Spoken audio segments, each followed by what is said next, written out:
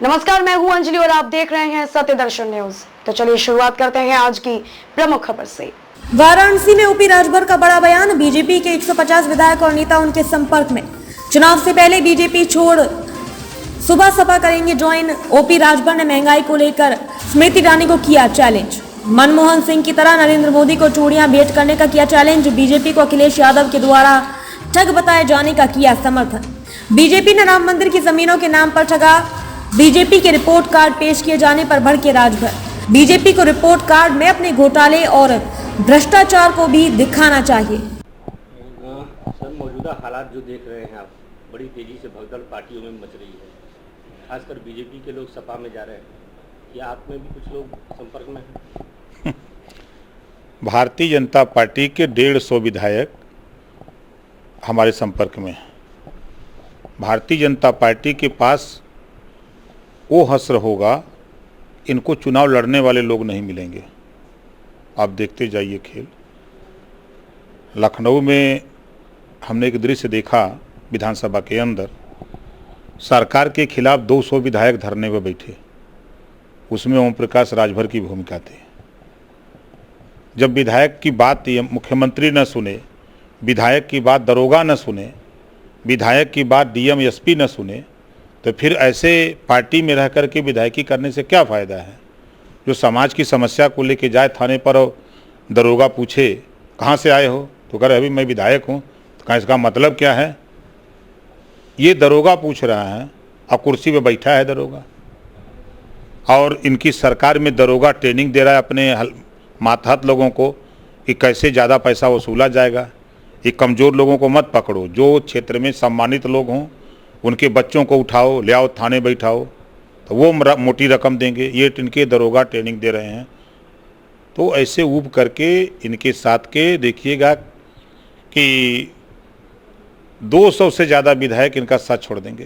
सम्मेलन में उन्होंने ये आरोप लगाया कि किसानों की जमीन राहुल गांधी और प्रियंका गांधी ने अमेठी में हड़प लिया है।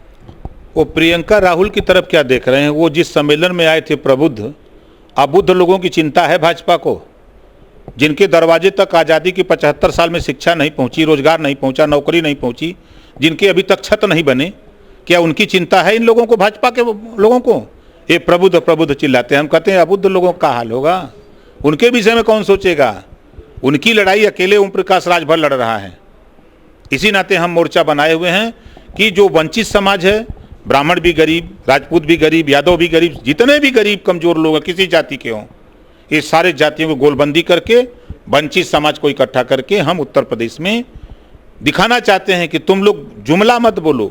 आप स्मृति ईरानी को वो दिन भूल गया जब बैठ करके कचहरी में बैठ करके ये लोग गैस सिलेंडर रख करके प्याज का माला पहन करके कि पेट्रोल का दाम बढ़ गया था 5-6 बार 10 पैसा 15 पैसा, तो महंगाई को लेकर धरना दे रही थी। आज भूल गई? कहाँ गई वो चूड़ी इनकी जो प्रधानमंत्री को भेंट करती थी? अगर वो वास्तव में नेता हैं, स्मृति ईरानी हैं ईमानदार, वो चूड़ी जरा प्रधानमंत्री को भेंट कर दें। मोदी जी को हिम्मत है उनके। आपके माध्यम से मैं कहता हूं, जो आपने मनमोहन जी को चूड़ी भेज रही थी महंगाई पर, आज गैस सिलेंडर 400 से 900 गया, 407 चूड़ी भेज रही थी। पेट्रोल जो है 60 रुपया से गया 100 रुपया, 100 पार। सरसों का तेल 50 रुपया से गया 200 पार। इस पे चूड़ी किसको देंगे? दे रही हैं, चूड़ी पहन ली खुद। ये सवाल आपको करना चाहिए था उस दिन। ये राजभर का सवाल है। बताओ कि महंगाई पे चूड़ी तुम्हारी कहाँ गई? चूड़ी दोगी प्रधानमंत्री को? फिर मिलती है तो उससे पूछिएगा। ये राजभर पूछ रहे थे कि वो जो चूड़ी प्रधानमंत्री को भेंट की जा रही थी महंगाई पर, महंगाई आसमान छू गई है, क्या ये चूड़ी मोदी जी को भेंट करोगी? बीजेपी के लोग तो कहते हैं कि सदन में लड़ाई होती है। हम 2022 में ही भारतीय जनता पार्टी को उत्तर प्रदेश से बेदखल करने की तैयारी में है। इनको सत्ता से बेदखल करेंगे और सत्ता में आएंगे तो उत्तर प्रदेश सरकार जो गरीबों का सिरिंज लगा के खून निकाल रही है पेट्रोल डीजल से, जनता को, प्रदेश की जनता को हम बड़े पैमाने पर राहत देने का काम करेंगे।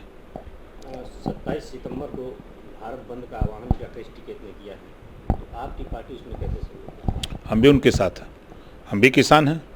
किसानों के सवाल पर हम राकेश टिकैत के साथ हैं। तो भारत बंद में आप भी बिल्कुल रहेंगे साथ।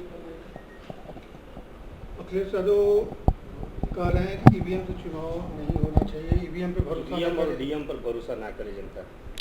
देखिए, ईवीएम जिस कंपनी जिस देश ने बनाया, जापान, वो खुद मतपथ से चुनाव करा रहा है। जिन्होंने उसका आविष्कार किया उसको खुद भरोसा नहीं, तो भारत कैसे भरोसा कर रहा है? अभी हमारे तमाम उसके मशीन के या कंप्यूटर के माहिर लोग दिखा दिए कि इसमें फर्जीवाड़ा होता है। चुनाव आयोग जो उस समय का था और हटने के बाद वो भी बयान दिया। तो मतपत्र से चुनाव होना चाहिए। कुछ डीएम लोग हैं, सब नहीं हैं, कुछ डीएम हैं जो जनता का ना होकर के वो सत्ता के इर्द गिर्द घूमते हैं। ऐसे लोगों को सरकारें तो आती रहेंगी, जाती रहेंगी, और आप आईएएस रहोगे और आपकी नियुक्ति जनता के लिए है, ना कि किसी नेता के लिए। खबरों में अब तक के लिए बस इतना ही। मिलते हैं फिर ऐसे ही किसी बड़ी खबर के साथ। तब तक के लिए नमस्कार और देखते रहिए सत्य दर्शन न्यूज। अगर आपको हमारी वीडियो पसंद आई हो तो लाइक, कमेंट पर शेयर करें और ऐसे ही वीडियोस को देखने के लिए हमारे चैनल को सब्सक्राइब कर बेल आइकन प्रेस करें।